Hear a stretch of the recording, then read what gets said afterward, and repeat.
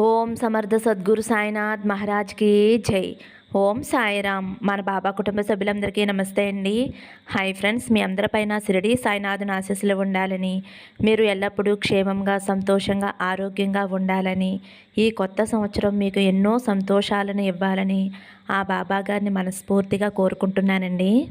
ఇంక ఈరోజు వీడియోలో మన బాబా గారు ఏమంటున్నారంటే, తల్లి, ఈ కొత్త సంవత్సరాన్ని ఆహ్వానిస్తూ ఈ పండ్ల బుట్టను తాకు, రేపు ఒక మంచి శుభవార్త నీ చెవున పడుతుంది అని అయితే మన బాబా గారు ఒక మంచి సందేశాన్ని మనకి చెప్పటానికైతే మన ముందుకు వచ్చారండి. వారు చెప్పబోయే ఆ శుభవార్త ఏమిటో బాబా గారి మాటల్లోనే తెలుసుకుందామండి. చిన్న రిక్వెస్ట్ అండి, మన వీడియోస్ నచ్చితే కనుక ఒక చిన్న లైక్ ఇవ్వండి ఫ్రెండ్స్. అలాగే ఫస్ట్ టైం చూసేవారైతే మన బాబా భక్తి ఛానల్ తప్పకుండా సబ్స్క్రైబ్ చేసుకోండి. ఇంకా వీడియోలోకి వెళ్ళిపోదాం. ఈ పండ్ల బుట్టను తాకిన నా బిడ్డ ఎవరైతే ఉన్నారో, తల్లి, ఎన్నో కన్నీళ్లు కార్చిన రోజులు, ఎన్నో కష్టాలు పడిన రోజులు, నన్ను వేధించినా సరే నేను ఎప్పుడూ నిన్ను నిందించలేదు బాబా అని నువ్వు నన్ను అడుగుతున్నావు కదమ్మా. నువ్వు పెట్టే ఈ జీవిత పరీక్షలు నువ్వు నన్ను ఓడించినా గెలిపించినా నేను ఎప్పుడూ చింతించను బాబా. నేను ఎప్పుడూ కోరేది ఒకటే, నా మనసులో ఉన్న అలజడిని తొలగించి నాకు మనశ్శాంతిని ప్రశాంతతని కలిగించు అని నువ్వు నన్ను అడుగుతున్నావు కదా తల్లి. నేను నీకు మాట ఇస్తున్నానమ్మా. కొత్త సంవత్సరంలోకి అడుగు పెట్టబోతున్నావు. ముందుగా నీకు నూతన సంవత్సర శుభాకాంక్షలు తల్లి. మరి నువ్వు కూడా నాకు నూతన సంవత్సర శుభాకాంక్షలు చెప్తావు కదమ్మా. ఈ కొత్త సంవత్సరంలో నువ్వు అనుకున్న కలలు, నువ్వు అనుకున్న కోరికలు ఏవైనా సరే అవి ఖచ్చితంగా నెరవేరుతాయమ్మా. నాపై నమ్మకంతో నేను చెప్పే ఈ మాటలను పూర్తిగా విను తల్లి. నీ మనసు కలత చెందినప్పుడు, నువ్వు పడుతున్న బాధ భరించలేనంతగా మారినప్పుడు నా ముందు కూర్చుని ఎప్పుడూ నా సచ్చరిత్రని చదవండి. నా సచ్చరిత్ర పారాయణం ఎలాంటి క్లిష్ట పరిస్థితుల్లో నుంచైనా బయటకు తీసుకువస్తుంది అని నేను మీకు ఎప్పుడూ చెబుతూనే ఉన్నాను కదమ్మా. నేను నీకు హామీ ఇస్తున్నాను. నా మాటలపై నమ్మకం ఉంచు తల్లి. మీరు ఎక్కడ ఉన్నా సరే, ఏం చేస్తున్నా సరే, మీ చర్యలన్నీ నాకు తెలుస్తూ ఉంటాయని సదా గుర్తుంచుకోండి. నేను సర్వాంతర్యామిని, అందరి హృదయాల్లోనూ ఉంటాను తల్లి. నా యందు భక్తి శ్రద్ధ ఉన్నవారికి ఎటువంటి కష్టాలు ఉండవు. నువ్వు ఎప్పుడూ బాధపడుతూ ఉంటున్నావు, ఎప్పుడు నాకు ఈ కష్టాలు తొలగిపోతాయా అని. ఖచ్చితంగా ఈ జనవరి 1 నుంచి నీ కష్టాలన్నీ తొలగిపోయి నువ్వు అనుకున్న పనులన్నీ కూడా ఎటువంటి ఆటంకాలు లేకుండా జరిపిస్తాను తల్లి. నీకు వీలు కుదిరితే ఒక్కసారి నా షిరిడీ దర్శనానికి వచ్చి వెళ్ళు తల్లి. నీకు అంతా మంచి జరుగుతుంది. అప్పు చేసి మాత్రం రావద్దు తల్లి. నీకు నా షిరిడీ ప్రవేశం కలిగినప్పుడు తప్పకుండా నిన్ను ఆహ్వానిస్తాను. నేనే నిన్ను షిరిడీకి తీసుకువెళ్తాను. నా చేతులతో నీ చెయ్యి పట్టుకుని ఖచ్చితంగా నేను నా షిరిడీ తీసుకువెళ్తాను అని నీకు మాట ఇస్తున్నానమ్మా. ఈ రోజుల్లో బంధం అనేది తామరాకు మీద ఉన్న నీటి బిందువు లాంటిది కదా. అది ఎప్పుడు ఎలా జారిపోతుందో ఎవ్వరికీ తెలియదు. అందుకే మీద ఎక్కువ ఆశలు పెంచుకోకపోవడమే చాలా మంచిదమ్మా. ఎవరైనా పరనిందకు పాల్పడితే నిన్ను బాధపెట్టిన వారవుతారు. నువ్వు ఎవరితోనైనా పోట్లాడితే నాకు చాలా ఏహ్యం కలుగుతుంది. నువ్వు ఎవరినీ కూడా తప్పుగా అర్థం చేసుకోవద్దు. ఎవరైనా నీ గురించి చెడుగా మాట్లాడినా సరే నువ్వు అస్సలు స్పందించకు. ఆ మాటలు నిన్నేమీ గుచ్చుకోవు కదా. ఎవరు చేసిన పాపానికి వారే కర్మ అనుభవిస్తారు. ఒకవేళ నువ్వు తెలియకుండా ఏదైనా తప్పు చేస్తే ఆ కర్మ నువ్వే అనుభవించాలి, ఇంకొకరు అనుభవించరు కదా. కాబట్టి ఇదే ఆనంద మార్గం అవుతుంది తల్లి. గెలుపు ఓటమి ఏది పడితే నువ్వు లెగవలసింది నువ్వే, బాధపడవలసింది నువ్వే, ధైర్యం చెప్పుకోవలసింది నువ్వే. ఇతరులు కేవలం చోద్యం చూస్తారు, వీలైతే ఎగతాళి చేస్తారు. అందుకే తల్లి, నువ్వు ఎవరినీ కూడా పట్టించుకోవద్దు. ఎప్పుడూ నేను ఒకటి చెబుతూ ఉంటాను. ఏ పనైనా ప్రారంభించేటప్పుడు ఆ పనిలో నిమగ్నమై ఆ పనిపై ధ్యాస పెట్టి చేసినట్లయితే ఏ పనైనా సరే ఎటువంటి ఆటంకం లేకుండా సవ్యంగా జరుగుతుంది. అలా కాకుండా నువ్వు చేసే పని చేస్తూ ఉంటూ వేరే ఒకరి పనిపై దృష్టి పెడితే, నేను ఆ పని చేసుంటే బాగుండు, నేను ఆ మార్గంలో వెళ్ళుంటే బాగుండు అని నువ్వు అపోహపడి నీ పనులను నువ్వు సవ్యంగా చేసుకోకపోవటం వలన నీకు ఆర్థిక నష్టం కలుగుతుంది తల్లి. నువ్వు నీ పనిలో నిమగ్నమై ఆ పనిపై దృష్టి పెట్టి ముందుకు సాగితే కనుక అందులో అన్నీ లాభాలే తల్లి. మిమ్మల్ని ఇబ్బంది పెట్టి బాధ పెట్టేవారికి ఎప్పుడూ కూడా కృతజ్ఞత ఉండాలి. ఎందుకంటే ఈ విధంగా మీ కర్మను శుభ్రపరచటానికి వారు మీకు సహాయం చేస్తున్నారు. మరియు ఇది మీకోసం మోక్ష మార్గాన్ని ముక్తి తెస్తుంది. నేనెప్పుడూ పైకం రూపంలోనే దక్షిణ కోరతాను అని అనుకోవద్దు. నేను మీలోని మంచి చెడు లక్షణాలను కూడా ఒక్కొక్కసారి దక్షిణ రూపంలో కోరుతానమ్మా. మీలోని ఈ లక్షణాలను నాకు దక్షిణగా సమర్పించండి. ఆశలు లేని జీవితం, నిర్భయత్వం, నిత్య కృషితో జీవించటం, అందరిపై ప్రేమతో ఉండటం, జ్ఞానం, ఏకాగ్రత, కర్తవ్యం, సదా ప్రసన్నంగా ఉండటం, ధైర్యం, సర్వభూతదయ, ఉత్తమ బుద్ధి, సంతృష్టి, మృదుత్వం, మృదుపాషణం, ఈ లక్షణాలను ఎప్పటికీ పెంచుకోండి. వాటిలో కొంత నాకు దక్షిణగా సమర్పించండి బిడ్డ. మౌనంగా ఉండటం అంటే తాను దైవంతో ఉండటం. మౌనంగా ఉండటం అంటే తానే దైవంగా ఉండటం. మొదటిది వాక్య మౌనం, రెండవది మనోమౌనం. గడిచిపోయిన మీ జీవితంలో పడిన కష్టాలను ఎప్పుడూ గుర్తు చేసుకుని నువ్వు బాధపడవద్దమ్మా. ఇప్పుడు నువ్వు అనుభవిస్తున్న సుఖాల తీయదనం రెట్టింపు అవుతుంది అని గుర్తించుకో తల్లి. నా పాలిట నువ్వే దైవం అని ఎప్పుడూ నువ్వు నన్ను స్మరిస్తూనే ఉన్నావు కదమ్మా. అలా నువ్వు అని అనుకుంటున్నప్పుడు నేను నీ చెయ్య ఎలా వదిలిపెడతాను తల్లి? ఖచ్చితంగా నువ్వు ఏది అనుకున్నా సరే అది ఖచ్చితంగా నెరవేరేలా నేను చేస్తానమ్మా. నువ్వు పడ్డ బాధలు, కష్టాలు అన్నిటినీ కూడా నేను తొలగిస్తానమ్మా. నువ్వు చేయవలసిందల్లా ఒకటే, శ్రద్ధాసహనంతో ఉండటమే. శ్రద్ధాసహనంతో ఉండి చూడు, జీవితం నీకు చాలా పాఠాలను నేర్పుతుంది.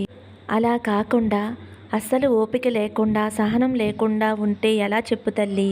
ఓర్పు ఎప్పుడూ కూడా ఓటమి ఎరగదు. సహనంతో సాధ్యం కానిది ఏదీ లేదు కదా. ఉన్నవారు జీవితంలో ఎప్పటికీ ఓడిపోరు తల్లి. ఇదే నిజమైన జీవిత సత్యం. నేను చాలాసార్లు చెప్తూ ఉన్నాను, శ్రద్ధాసహనం ప్రతి మనిషి కూడా అలవరుచుకోవాలి అని. శ్రద్ధాసహనం ఉంటేనే మనిషి జీవితంలో ఆటుపోటులను ఎదుర్కోగలరు అని. నా సస్వరూపంపై మనసు మళ్లించటమే నా సేవ. అది నా నిజమైన భక్తి కూడా. నేను ఎప్పుడూ ఆనందంగా ఉంటే, చైతన్యంతో కలిగే అనుభవంతో తెలుసుకున్నప్పుడు ఈ స్థితియే జ్ఞానమవుతుంది. ఏ విషయంలోనూ ఎవరితోనూ వితండవాదం చేయవద్దు. ఉంది అనుకుంటే ఉంది, లేదు అనుకుంటే లేదు కదా. భగవంతుడు ఎవరికి ఎంత ఇవ్వాలో అంతే ఇస్తాడు. మనకు ఉన్న అర్హతను బట్టి మనకు ఇస్తాడు. ఉన్న దానిలోనే సంతృప్తిగా ఉండాలి. అలా కాకుండా లేని దాని కోసం పరుగులు పెడితే నీ జీవితం దుర్లభంగా మారుతుంది. మన వైఖరిని బట్టే కష్టసుఖాలు కలుగుతాయి. అంతేగాని వాటిని ఎవరూ సృష్టించరు కదా. మనకి మనమే లేనిపోని ఆశలతో జీవితాన్ని దుర్లభం చేసుకుంటున్నాం. నీ దగ్గర ఉన్న వాటిని ఆనందంగా అనుభవించు. అప్పుడే నీ జీవితం ఆనందమయమవుతుందమ్మా. మనసు మర్మం అనేది అంతుపట్టనిది. అదే స్వర్గం, నరకం దేనినైనా సృష్టించగలదు. మనసును చాలా అదుపులో ఉంచుకోవాలి.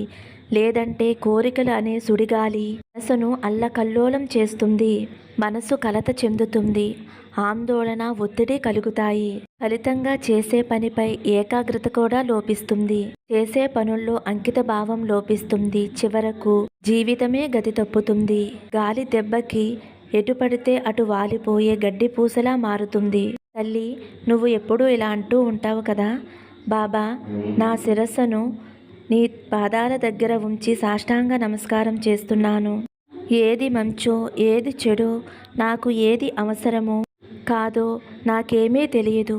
నిజంగా నాకు ఏమి ఇవ్వాలో సర్వజ్ఞుడు అయిన నీకు బాగా తెలుసు అని నాకు తెలుసు తండ్రి. నాకు తెలిసింది ఒకటే, జీవితంలో నేను కష్టాలను భరించలేను. దుఃఖాలను తట్టుకునే శక్తి నాకు లేదు. నా జీవితం సుఖంగా గడిచిపోవాలి. నా కుటుంబ సభ్యులు సంతోషంగా ఉండాలి. నా సహచర్యలు, నా మిత్రులు, ఈ సమాజం సామరస్యంతో సుఖజీవనం చెయ్యాలి. ఇలా అనుకోవటమే నాకు తెలుసు తండ్రి. ఇక మంచి నా సర్వ బాధ్యతలు నీవే బాబా తండ్రి. నీ పాదాలకు మొక్కటం ఎప్పుడూ కూడా మర్చిపోను. తెలిసి తెలియక నేను ఏమి చేసినా సరే అపరాధములన్నిటినీ కూడా క్షమించి నన్ను అనుగ్రహించు తండ్రి. నా ప్రార్థనను స్వీకరించు తండ్రి అని నువ్వు ప్రతిరోజు కూడా నాతో చెప్పుకుంటూ ఉంటున్నావమ్మా. నీకు వచ్చిన కష్టమే నీ చుట్టూ ఉండే సమాజం గురించి, వ్యక్తుల గురించి, జీవితం గురించి తెలియచేస్తుంది. కానీ నువ్వు అసలు కలత చెందకు. మోసం చేశారని బాధపడవద్దు తల్లి. ఈరోజు నువ్వు అనుభవిస్తున్న బాధ అయినా, సుఖం అయినా సరే అది భగవంతుడు ఇచ్చినదే అని నువ్వు గ్రహించాలి. నా మార్గాన్ని అనుసరించు తల్లి. నిన్ను రక్షించటానికి నేను ఎప్పుడూ సిద్ధంగా ఉంటానమ్మా. నిన్ను నిందించిన వారిని నువ్వు నిందించకు. ఓర్చుకో తల్లి. నీ ఓర్పు నాకు చాలా సంతోషాన్ని ఇస్తుంది.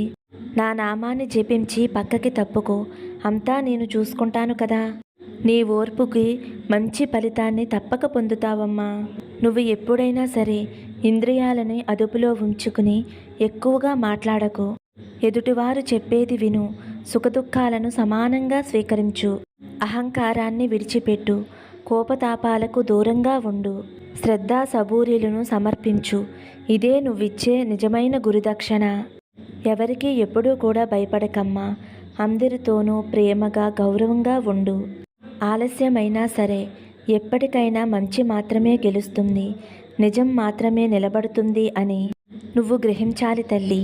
నువ్వు ఏది ఎంచుకుంటే అదే నీ జీవితం కూడా అవుతుంది. మీరు చేసే పనులు జరగలేదు అని అస్సలు ఆందోళన చెందవద్దమ్మా. అని నా మీద వేసి ధైర్యంగా మీరు ముందు అడుగు వేయాలి. నేను మీ వెన్నంటే ఉండి మీకు ఎటువంటి ఇబ్బంది కలగకుండా నేను మిమ్మల్ని ముందుకు నడిపిస్తాను తల్లి. ఈ సాయి తండ్రిని నమ్మిన వారు ఎప్పటికీ జీవితంలో ఓడిపోరు. నువ్వు కోరుకున్నది ఆలస్యం అవుతుంది అని అసహనం చెందవద్దు తల్లి. నువ్వు ఏది కోరుకున్నా సరే ఈ కొత్త సంవత్సరం అంటే రేపటి నుంచి నువ్వు ఏది కోరుకున్నావో దానికి మొదట అడుగు పడబోతుంది అని, విజయం నీ సొంతం అవుతుంది అని నువ్వు తెలుసుకోవాలమ్మా. నీవు ఇంకొక విషయం తెలుసుకోవాలమ్మా. ఏ కష్టం వచ్చినా సరే వెంటనే నన్ను తలుచుకో. అంతా నేను చూసుకుంటాను కదా. బాధ మీదైతే దానిని తీర్చే బాధ్యత నాది. నేను మిమ్మల్ని ఎల్లప్పుడూ కూడా నా బిడ్డలుగా స్వీకరించి మిమ్మల్ని ప్రేమిస్తూనే ఉంటాను. నేను మీ పరిస్థితుల్ని పట్టించుకోవటం లేదు అని అనుకోవద్దు. నాకు అన్నీ తెలుసు. మీరు ప్రశాంతంగా ఉండండమ్మా. నేను మీ పనిని చేస్తున్నాను. సరైన సమయంలో అంతా సరిగ్గా జరుగుతుంది. సమయానికి మీకు అందిస్తాను. నువ్వు ఎప్పుడూ కూడా సంతోషంగా ఉండేలా నేను వాగ్దానం చేస్తున్నానమ్మా. నా మీద నమ్మకంతో ధైర్యంగా ఉండు. నువ్వు అనుకున్న పని ఏదైనా సరే, ఏ కోరికైనా సరే ఈ కొత్త సంవత్సరంలో నెరవేరుస్తాను అని నీకు మాట ఇస్తున్నానమ్మా అని అయితే మన బాబాగారు మనందరి కోసం ఒక మంచి సందేశం ఇచ్చారు కదండి. మరి బాబాగారు ఏం చెప్పినా మన మంచి కోసమే చెప్తారు కదా ఫ్రెండ్స్. మరి బాబాగారు అందించిన ఈ సందేశం మీ అందరికీ కూడా నచ్చింది అనుకుంటున్నానండి. కొత్త సంవత్సరం మీ జీవితాల్లో ఎన్నో కొత్త వెలుగులు, సంతోషాలు తీసుకురావాలని మరొక్కసారి కోరుకుంటూ ఈ వీడియో ముగిస్తున్నాను ఫ్రెండ్స్. వీడియో నచ్చితే ఒక చిన్న లైక్ ఇవ్వండి ఫ్రెండ్స్. మీకు తెలిసిన వారికి షేర్ చేయండి. అలాగే ఫస్ట్ టైం చూసేవారైతే మన బాబా భక్తి ఛానల్ తప్పకుండా సబ్స్క్రైబ్ చేసుకుని సపోర్ట్ చేయండి ఫ్రెండ్స్. సర్వే జన సుఖినో భవంతు. సమస్తం సద్గురు సాయినాథార్పణమస్తు. శుభం భవతు. జై సాయిరామ్.